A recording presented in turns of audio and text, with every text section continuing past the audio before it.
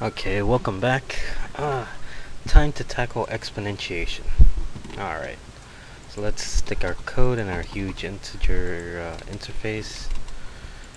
Alright, so let's copy this, stick it in our implementer under multiply, and of course we're going to have something very similar to product. Instead of being product, it's going to say calculate exponentiation. Hope I spelled that right. If I'm not, if I didn't, it doesn't matter because thank God we have copy paste. Okay. Right. Oh, looks like something's wrong. Let me close it out and get it back up. Interface project, YouTube, implementer class. Collapse. No, show my line numbers and collapse all. Alright, so we have a huge problem of huge integer power. And that's because there's no code there. Here there's no code here either. Alright. Just gonna call calculate exponentiation the same way multiply does. So I can actually just copy that for the long, stick it there. Excellent. And for huge integer, copy that and stick it in the right spot. That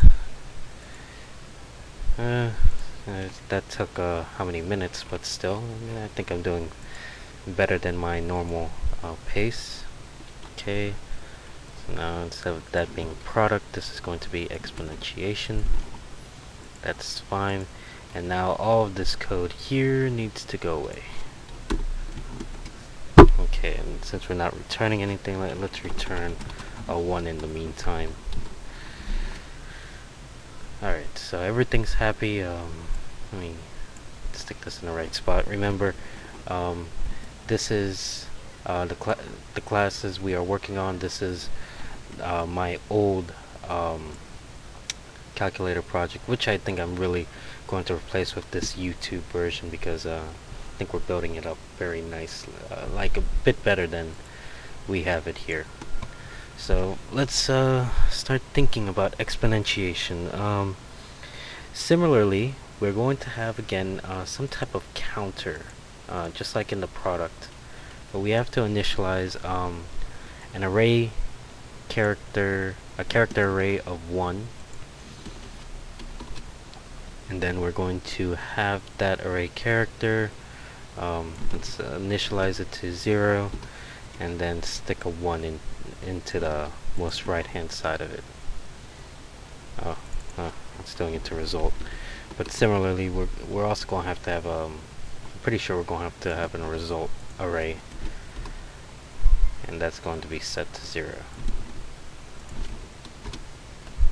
Alright, so once it does that, I think we're going to have to, first of all, we're going to at some point go into a loop. Of course, again, we're going to make result character array multiply itself over and over and over again by some multiple, which has to be the equivalent of result, and it's going to do that a certain amount of time. So if we're taking something to the power of 2, the loop's going to have to initialize by 1. So if we receive a 2, we have to subtract that 2 right away. And also, let me see, let's not set the result character array to 0. I don't want to do that. What I want to do is let me make another method called copy. And I'll stick it with the switch character arrays because they'll be doing things that are equivalent. But instead of switching it, I just want it to be a copy array. So let's switch arrays, copy array from one to another. Alright, so it's going to take 2 arrays. It's only going to need one temp variable. It's going to take whatever's in I and it's going to stick it in O. And that's all I needed to do. So I think that should theoretically work. So I'm going to copy what's in I, going to stick it in result, plus semicolon there. Alright, so, and again I'm going to have this multiply some type of multiple of itself. So let's see, I'm going to have a, let's call it multiple. Maybe I might even put it inside the for loop here. Alright, so let me put in some white space in order for it to be a bit less confusing. So let's go ahead and see how we're going to do this. So we're going to call at some point or another the calculate product method. I'm going to call it. I think I'm going to provide it result and multiple. So it'll be we give it a 2, it's going to do 2 times 2 and be positive. And the number we're going to have to enter into exponentiation, since we're only working with integers, the number you provide to the exponentiation as the outside character array has to be greater than 0 or 0. Anything to the power of 0 is going to be 1. 2 to the power of 2 is going to be 4, 2 to the power of 3 is going to be 8, 2 to the power of 4 is going to be like 16 or something. But we can't do 2 to the power of negative 2. Why? Because that would end in a decimal value, or what you would call a fraction value, and we can only return one thing to the main class. So we're just going to return 0 when they enter a negative value. That's the only thing we can do. And if they use the validate method, we'll have to update it. For exponentiation, we have to return an invalid or false. So here we go. Let's continue forth with what we're doing here. So this loop here is going to last as long, just like the other one, as long as outside character array is 0. So we can actually copy it. So as long as outside character array is 0, and this really should be in this part of the loop. So because that's the counter decrementing by 1 each time. So then it should return positive 1. Well, this will return a temp value.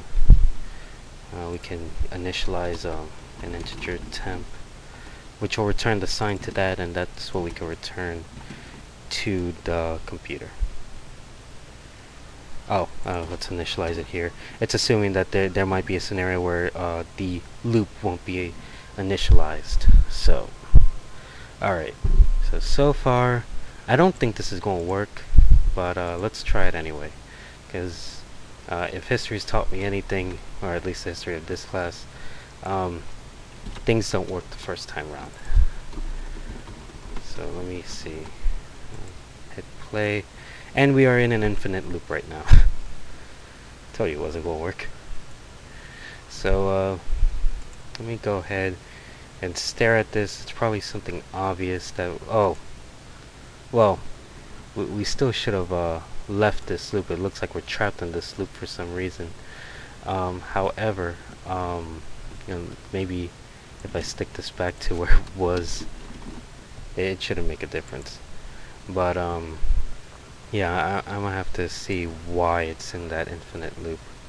And also we're going to have to store the result. I forgot about storing the result in the final product, which is this line of code right here. Alright, I'm out of time, so I'm going to see you in the next video.